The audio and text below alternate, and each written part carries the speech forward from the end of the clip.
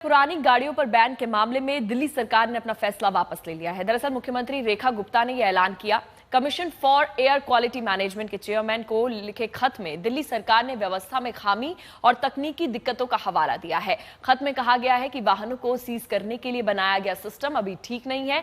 दिल्ली सरकार के मंत्री मनजिंदर सिंह सिरसा ने कहा है कि आयोग को जानकारी दी गई है कि पेट्रोल पंप पर जो कैमरे लगाए हैं ये सक्षम नहीं है। पड़ोसी राज्यों में अब तक व्यवस्था दुरुस्त नहीं हुई है, जिससे लोगों में असंतोष बढ़ रहा है। दिल्ली सरकार के इस यू टर्न पर आम आदमी पार्टी बीजेपी पर हमलावर है और इसे जनता की जीत बताया गया।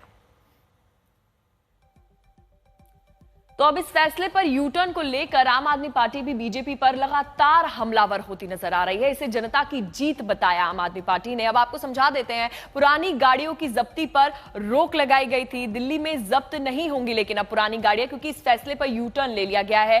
सरकार ने इस फैसले का जो बैन है उस पर वापसी करते हुए इस फैसले के बैन को हटा दिया है। दिल्ली सरकार ने ईंधन प्रतिबंध अब हटा दिया है। तो इसके बाद से ही आम आदमी पार्टी अब दिल्ली सरकार पर एक बार फिर से हमलावर होती नजर आ रही है। सीएक्यूएम खत लिखकर पुनर्विचार की अपील की गई है।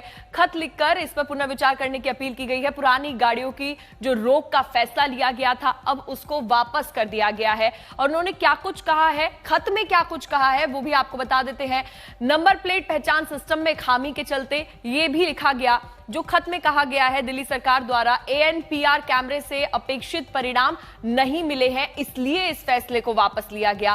कैमरा प्लेसमेंट सेंसर स्पीकर काम नहीं करना, यह एक बहुत बड़ी वजह बताई जा रही है इस यू टर्न को लेकर।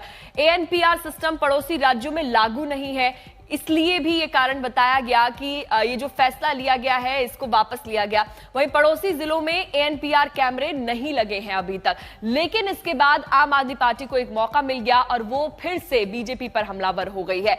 तकनीकी खामियों की वजह से लोगों में असंतोष है, ये सब बातें खत में कही गई हैं। हमारे सहयोगी ज्यादा जानकारी के लिए जुड़ गए हमारे साथ अमित।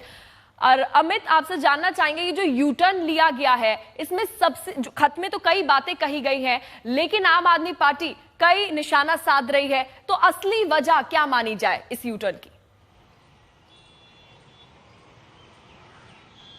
पूजा, देखिए, अगर आप सरकार की जो चिट्ठी है और मुख्यमंत्री ने जो पब्लिक स्टांस लिया है उसको देखते हैं तो उसमें थोड़ी आपको इनकंसिस्टेंसी जरूर दिखती है। दिल्ली के मंत्री मनजिंदर सिंह सिरसा ने पत्र लिखकर सीएक्यूएम यानी कि जो एयर क्वालिटी मैनेजमेंट की नोडल संस्थान है भारत के अंदर, उसको पत्र लिख के ये बताया है कि इस कानून को फिलहाल लागू नहीं किया जाना चाहिए दिल्ली में। इसकी वजह यह है कि एएनपीआर कैमरा जो आप बता भी रही थी उसमें कई सारे टेक्निकल खामियां हैं। खास तौर पे दिल्ली से बाहर की गाड़ियां जो आएंगी उसको लेकर डेटाबेस उपलब्ध नहीं है। तो जहां दिल्ली की गाड़ियों पर यह बैन लागू होगा, बाहर से आने वाली गाड़ियों पर बैन लागू नहीं हो पाएगा, क्योंकि उसके अंदर डेटाबेस पुख्ता तरीके से नहीं स्टोर किया गया है।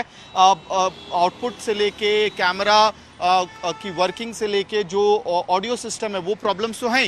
इसके साथ एक और शक सरकार को ये हो रहा है कि दिल्ली की जो गाड़ियां हैं वो दिल्ली से बाहर नोएडा, फरीदाबाद, गुड़गांव जैसे जिलों में जाके तेल भरवाकर वापस आकर दिल्ली में अपना परिचालन चालू रख सकती हैं। तो काफ़ी अनफेयर सिस्टम लागू हो रहा है और इसलिए एनसीआर के स्तर पे सिस्टम को ठीक करके लागू करना चाहिए।